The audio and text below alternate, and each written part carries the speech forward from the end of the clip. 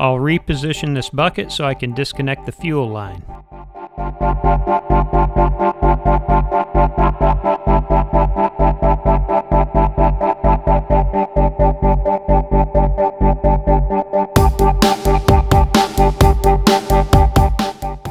Now I'll reposition the oil pan to protect the alternator while we disconnect the power steering lines.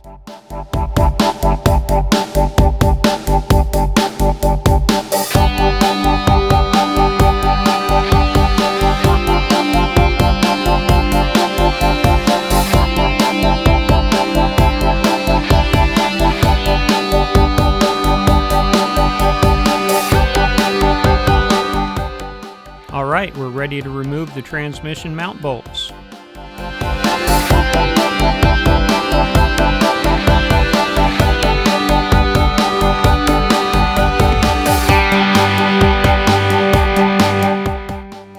There's two down.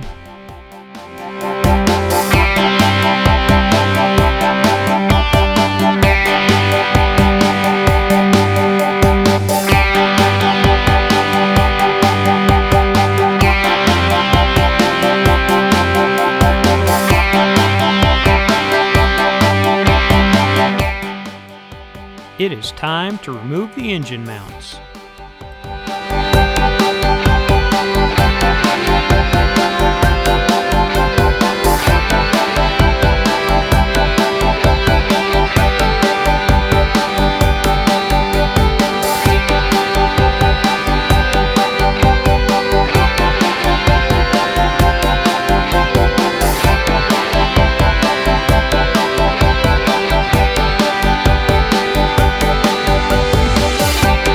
Let's remove these exhaust tips.